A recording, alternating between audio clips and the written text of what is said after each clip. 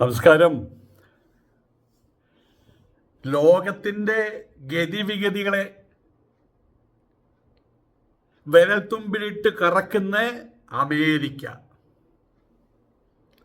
അമേരിക്കയുടെ തൊടുകുറിയായിട്ടുള്ള ന്യൂയോർക്ക്,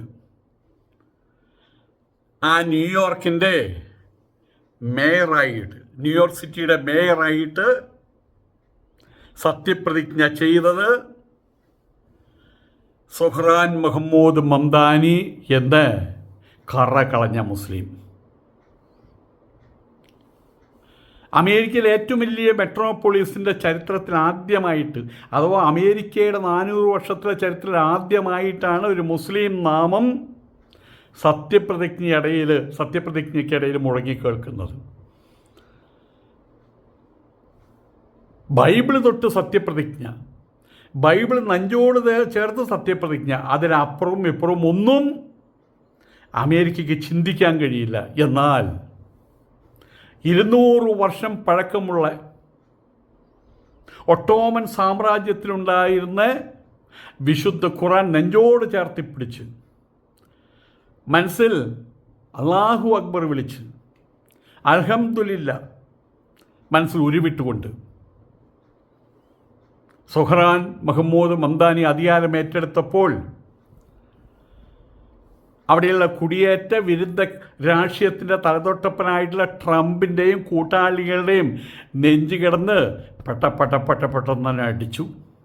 നമ്മളുടെ അവിടെയുണ്ട് കുറേ എണ്ണം, കുറേ ട്രംപുമാർ, ഡൂക്കിലി ട്രംപുമാർ, കോട്ടയത്തും പത്തനംതിട്ടയിലും ഇടുക്കിയിലും, പള്ളിക്കാരും പട്ടക്കാരും, അവരുടെ നെഞ്ചും ഇടിച്ചു.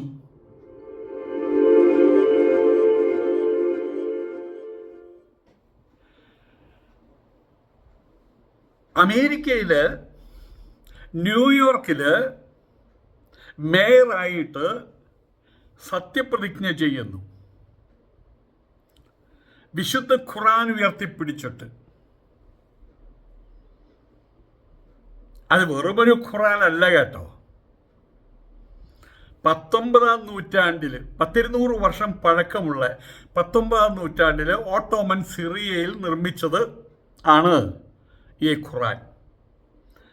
ആ ഖുർആൻ ഉയർത്തിപ്പിടിച്ചിട്ടാണ് മന്ദഭാവത്തിൽ അല്ലാഹു അക്ബർ മനസ്സിൽ ഓർത്തിട്ടാണ്, അൽഹംദുലില്ലാ മനസ്സിൽ ഓർത്തിട്ടാണ്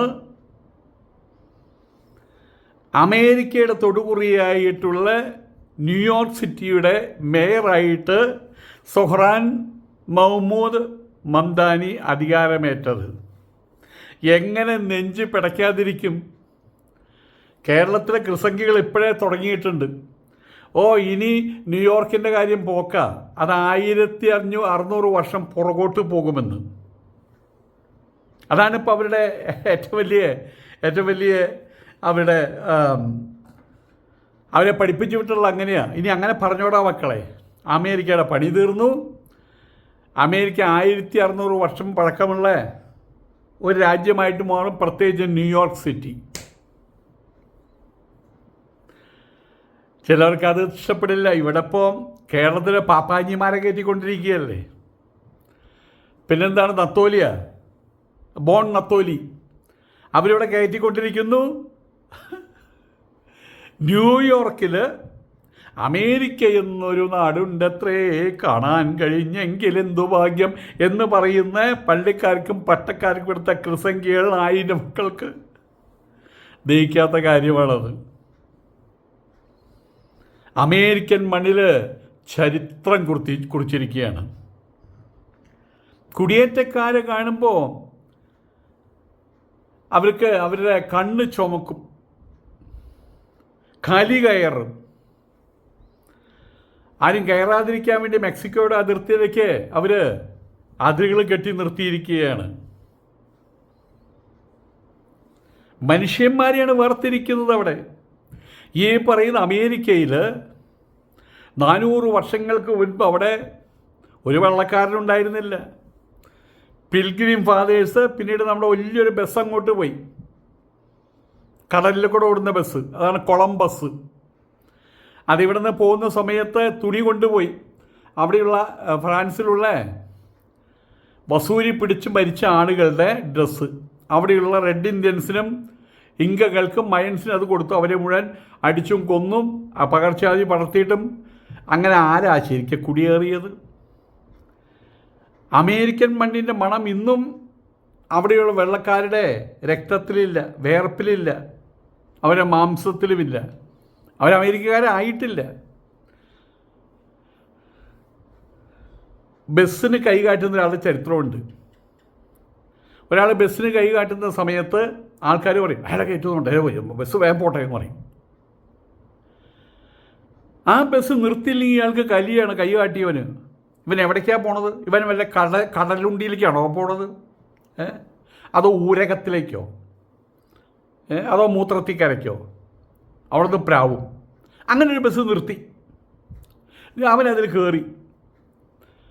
കുറച്ച് അടുത്ത സ്റ്റോപ്പിലേക്ക് ഒരാളും കൈ കാട്ടുന്നു. അപ്പോൾ ഇവൻ പറയാം നിർത്തണ്ട നമുക്ക് വേഗം പോകാമെന്ന്. ഇതല്ലേ ട്രംപും കൂട്ടരും ചെയ്യുന്നത്? ഇവരല്ലേ യഥാർത്ഥമുള്ള കുടിയേറ്റക്കാരവിടെ? ഓസ്ട്രേലിയയിൽ ഇവരല്ലേ കുടിയേറ്റക്കാർ?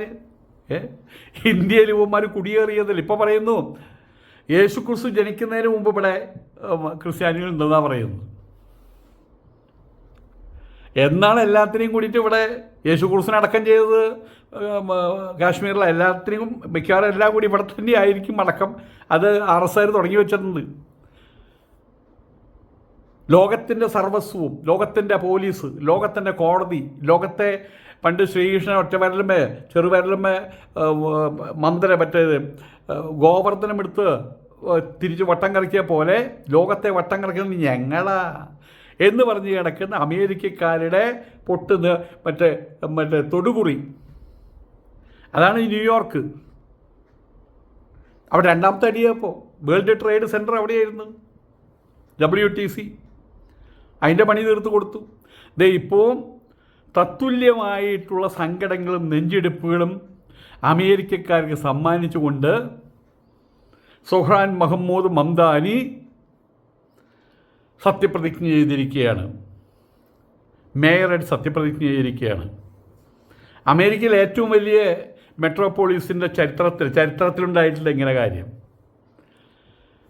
ഒരു ബൈബിളല്ലാതെ മറ്റൊരു ഗ്രന്ഥം ഉയർത്തി കാണിച്ചിട്ട് അവിടെ ഒരു അധികാരത്തിൽ കയറിയ ചരിത്രമില്ല. കഴിഞ്ഞ 400 വർഷമായിട്ട്. അതിന് മുമ്പ് എങ്ങനെയാണെന്ന് അറിയില്ല.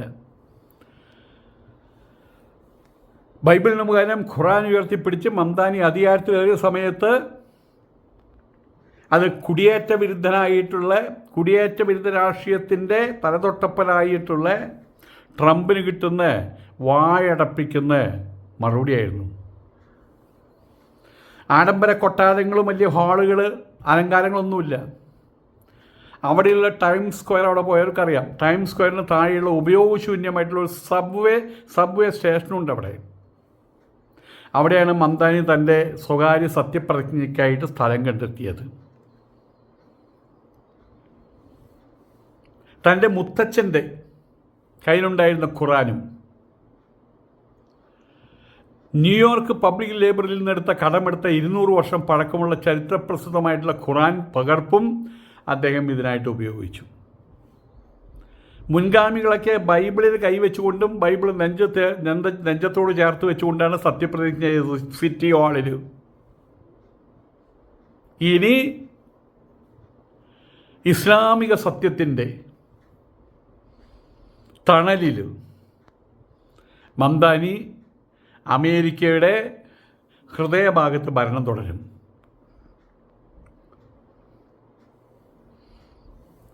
മംദാനി തിരഞ്ഞെടുത്ത ഖുറാൻ പകർപ്പിന് അത് വെറുമൊരു ഖുറാനല്ല. എൻ്റെ കയ്യിലിരിക്കുന്ന ഖുറാൻ ഇരിക്കുന്നുണ്ട്, 10-12 ഖുറാൻ ഇരിക്കുന്നുണ്ട്.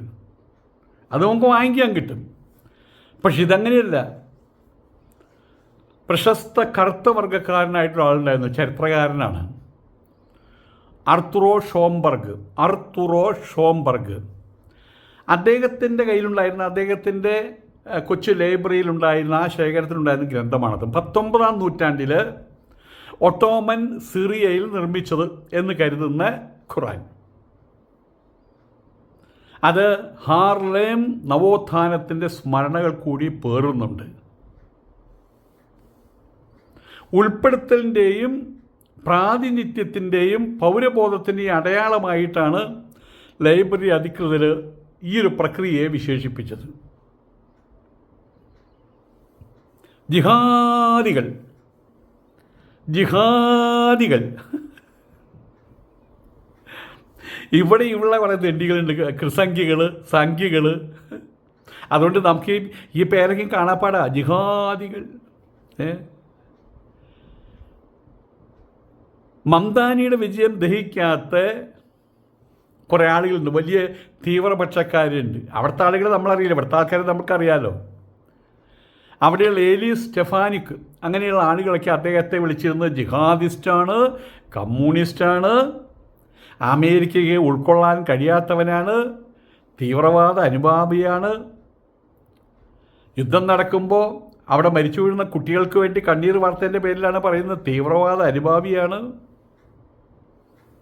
ഏതായാലും ഇതിൻ്റെ പുറകിലുള്ള ആളുകൾ,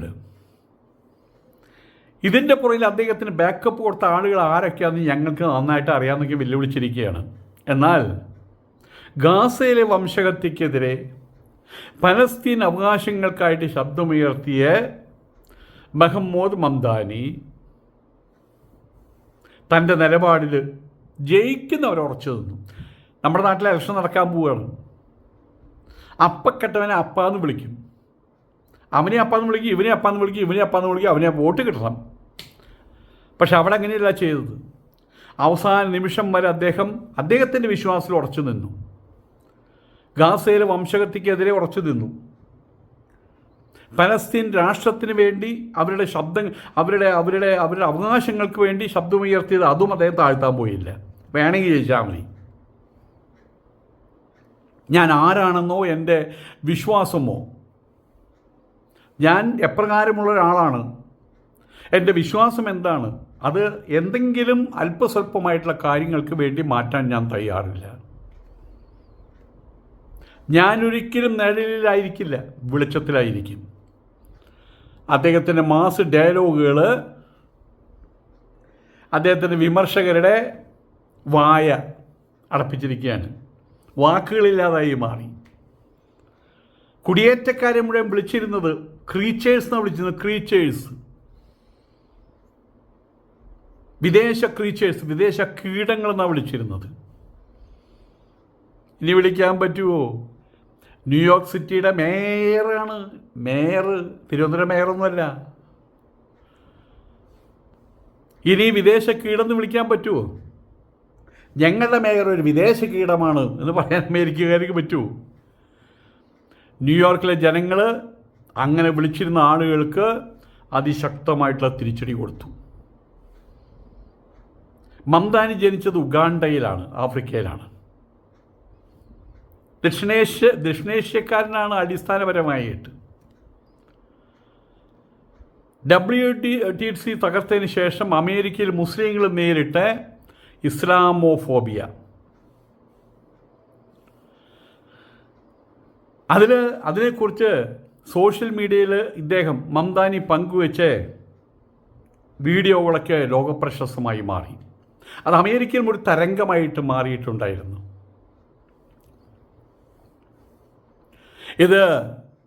ഇന്ന് അതേ New York WTC world trade centre അവിടെയാണ് തകർന്നത്.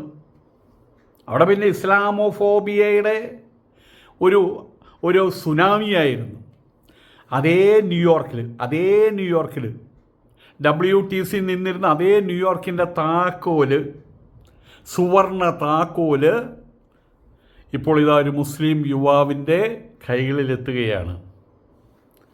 അത് വാസ്തവത്തിൽ അമേരിക്കൻ ജനാധിപത്യത്തിൻ്റെ മനോഹാരിതയാണ് വെളിച്ചത്താക്കുന്നത്. സുഹ്റാൻ മുഹമ്മൂദ് മംദാനിയുടെ സത്യപ്രതിജ്ഞ, അവിടെ ഒരുപാട് മേയർമാർ സത്യപ്രതിജ്ഞ ചെയ്യുന്നുണ്ട്. പക്ഷെ ഇത് അങ്ങനെയല്ല. ഇത് വെറും ഒരു ചടങ്ങല്ല, ഇതൊരു വിളംബരമാണ്, ഒരു ആഹ്വാനമാണ്, ഒരു സംഭവമാണ്. അറപ്പിൻ്റെയും വെറുപ്പിൻ്റെയും രാഷ്ട്രീയം വിൽക്കുന്നവർ അവരുടെ സ്വഭാവം എന്താണെന്നൊക്കെ നമുക്കിപ്പോൾ കാണാപ്പാടമാണല്ലോ. നമ്മളുടെ സംഘപരിവാർ സർക്കാർ അതൊക്കെയാണല്ലോ ചെയ്തുകൊണ്ടിരിക്കുന്നത്. ഇവിടെയും വെറുപ്പിൻ്റെ രാഷ്ട്രീയം വിൽക്കുന്നവർ, മതം നോക്കി പൗരത്വം തെളിയിക്കാൻ അളക്കുന്നവർ, വസ്ത്രം നോക്കി പൗരത്വം അളക്കുന്നവർ, കഴിക്കുന്ന ആഹാരത്തിൻ്റെ പ്രത്യേകത നോക്കി പൗരത്വം അളക്കുന്നവർ,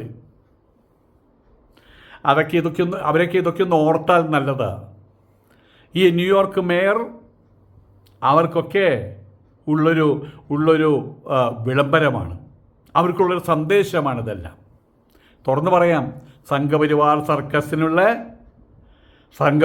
സർക്കാരിനുള്ള ഒരു സന്ദേശമാണിത്. അറപ്പിൻ്റെയും വെറുപ്പിൻ്റെയും രാഷ്ട്രീയം വിൽക്കുന്ന, മതം നോക്കി, വസ്ത്രം നോക്കി, ആഹാരം നോക്കി പൗരത്വം അളക്കുന്നവർക്കുള്ളൊരു മുന്നറിയിപ്പാണിത്. വിശുദ്ധ ഖുറാനിൽ തൊട്ട് നെഞ്ചോട് ചേർത്ത് ഖുറാനിലെ വചനങ്ങൾ ഉച്ചരിച്ച് അദ്ദേഹം അധികാരം ഏറ്റെടുക്കുമ്പോൾ വൈറ്റ് ഹൗസിലെ കുറേ പ്രേതങ്ങളുണ്ട്, അവരിങ്ങനെ പല്ലെറുമ്പുന്നുണ്ടാകും. പക്ഷേ ചരിത്രം മാറിക്കഴിഞ്ഞു. കുടിയേറ്റക്കാരും സാധാരണക്കാരും ഇന്ത്യയിൽ പോകുന്ന ക്രിസംഖികൾ, ഇവിടെ പോകുന്ന ക്രിസ്ത്യാനികൾക്ക് അവിടെ ഒരു വിലയില്ല, ഇന്ത്യൻ ക്രിസ്ത്യാനികൾ എന്നാണ് പറയുക. അങ്ങനെയുള്ള അവർക്കും ഇനി ന്യൂയോർക്കിൻ്റെ നെറുകയിൽ തലയുയർത്തി പിടിച്ച് നടക്കാൻ കഴിയും. സുഹ്റാൻ മഹ്മൂദ് മംദാനി എന്ന മുസൽമാൻ്റെ പെരുമയുടെ തണലിൽ കുടിയേറ്റക്കാർക്കും സാധാരണക്കാർക്കും ഇന്ത്യൻ ക്രിസ്ത്യാനികൾക്കും ഇനി ന്യൂയോർക്കിൻ്റെ നെറുകയിൽ ഇങ്ങനെ തല ഉയർത്തിപ്പിടിച്ച് നടക്കാം. ആരാടാ പാറായി എന്നും ചോദിച്ച്. നമസ്കാരം.